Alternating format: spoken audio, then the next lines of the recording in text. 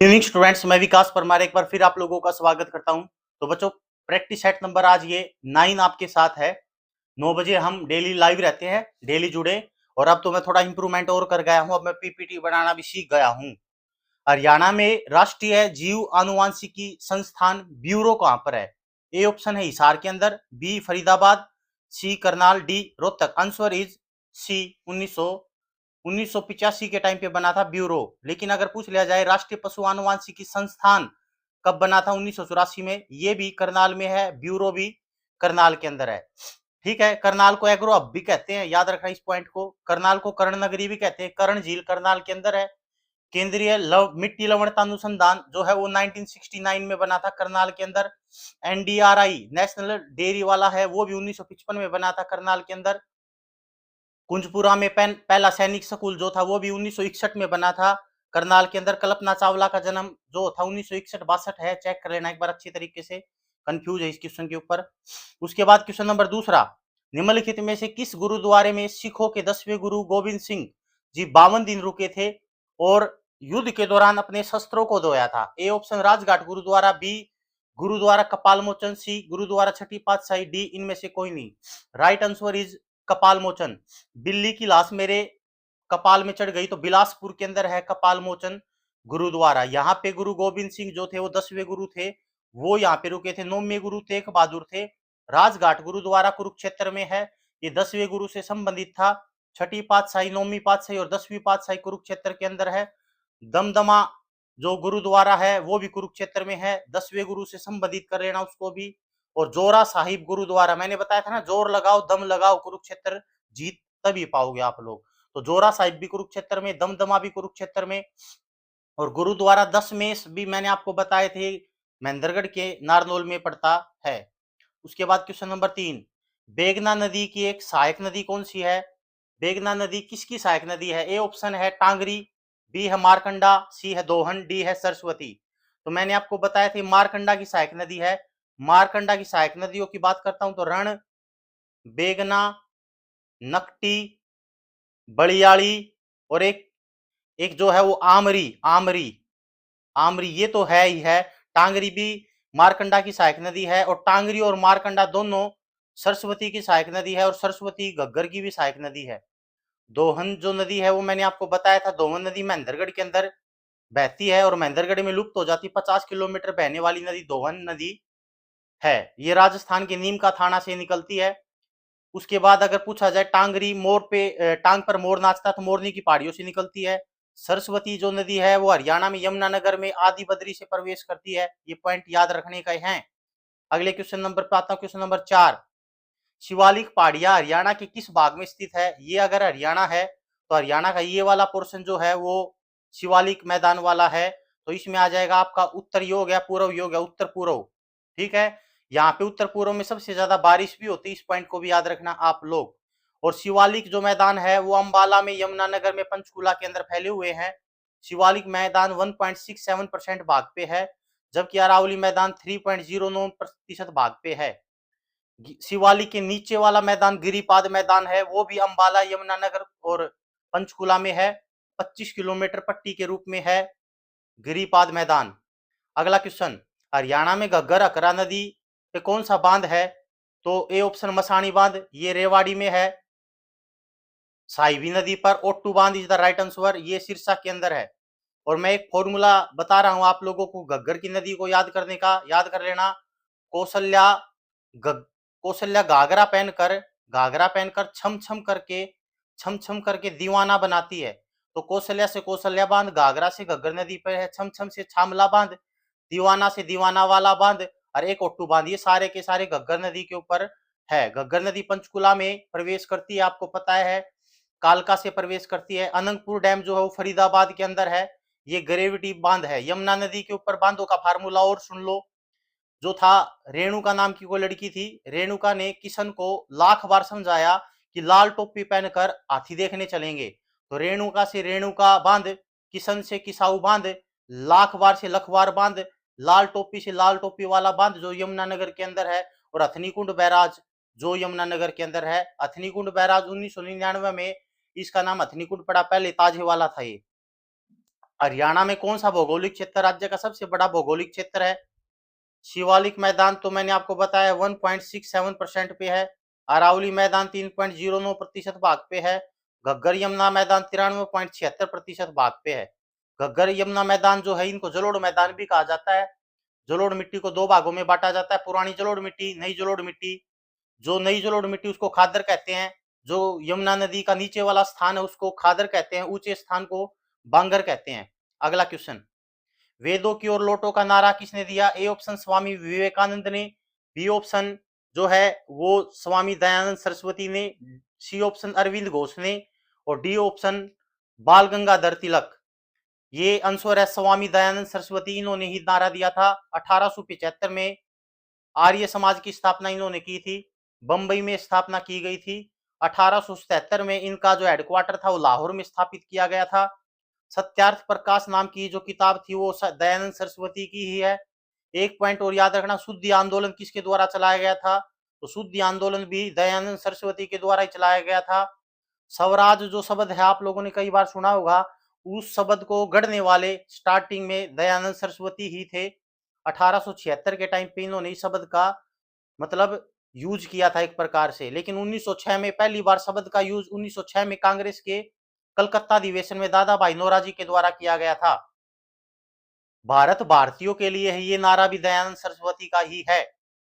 ठीक है, उसके बाद नेक्स्ट पॉइंट की तरफ बढ़ता हूं। बाल गंगाधर तिलक, इनको बाल गंगाधर तिलक को आपको पता लोकमान्य की उपाधि दी गई है।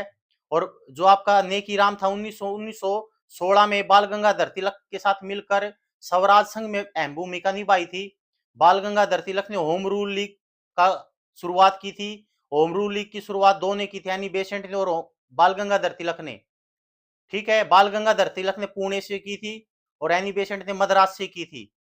और 1917 में रोहतक के अंदर भी होम रूल लीग का शाखा रोहतक के अंदर ये है नेकी राम शर्मा के द्वारा ही किया गया था नेतृत्व।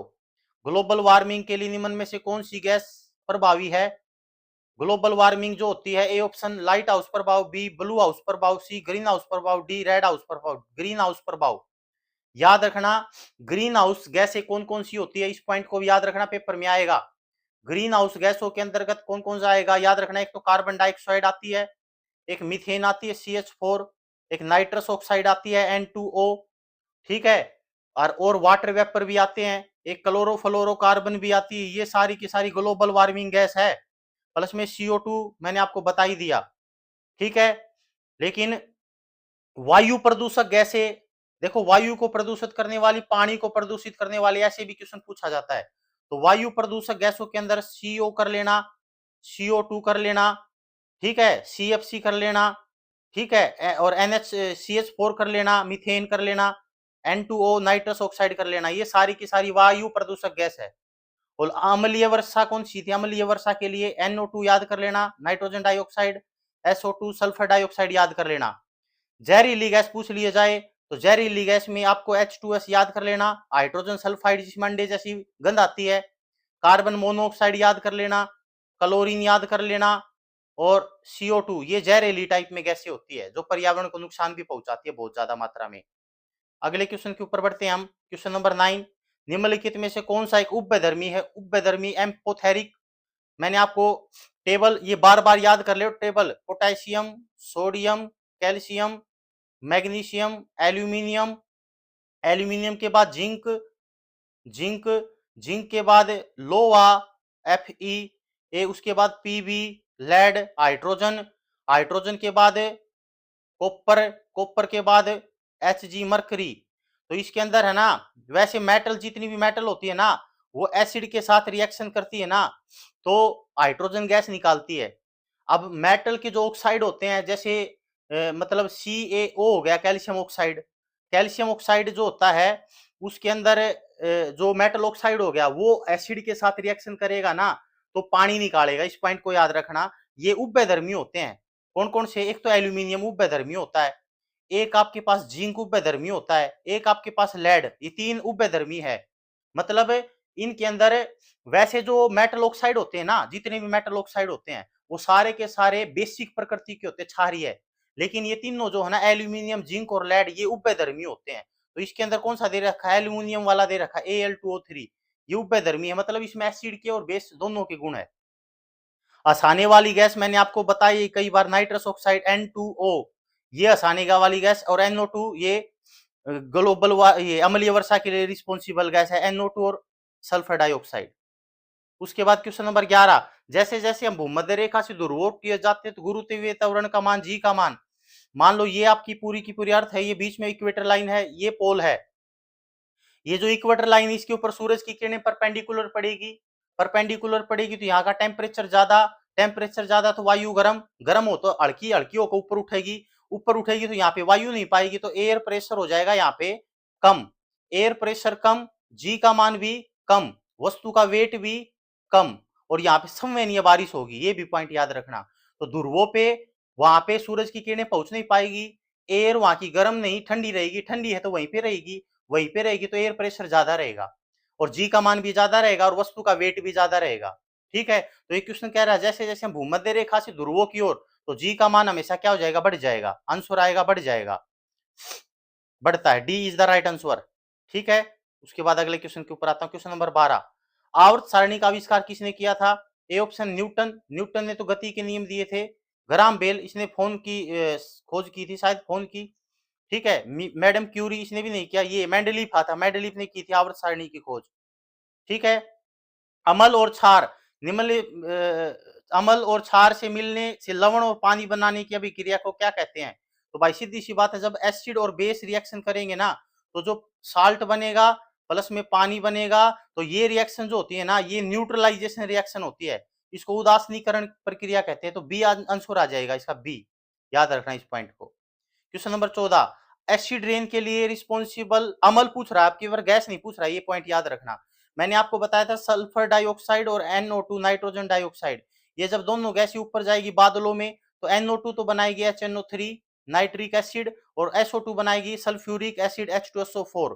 सल्फ्यूरिक एसिड को अम्लों का राजा कहते हैं, रसायनों का राजा कहते हैं, ऑयल ऑफ विट्रोल कहते हैं। नाइट्रिक एसिड HNO3 जो होता है, वो अगर HCl के साथ मिला दिया जाए तो उसे अमल राज बनेगा। HCl के 3 रेशो और HNO3 का 1 रेशो अगर मिला दिया जाए तो अक्वारेजिया कहते हैं।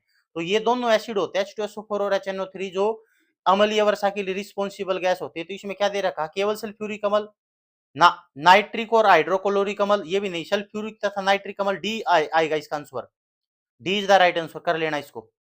उसके बाद निम्नलिखित में से कौन सा बायोगैस ऊर्जा स्रोत का उदाहरण नहीं है? बायोगैस मैंने अर्थ के बताई थी, गड़ी सड़ी लकड़ी होगी, जीव जंतु हो गए, कोयला हो गया, इनके किण्वन से, इनके फर्मेंटेशन से जो गैस बनेगी ना, वो बनती बायोगैस। ठीक है, और बायोगैस के अंदर मैंने आपको बताया था मीथेन होती है, हाइड्रोजन होती है, ये चीजें होती है इसके अंदर। तो नाभिकीय ऊर्जा जो होती है ना, वो स्रोत नहीं है इसका।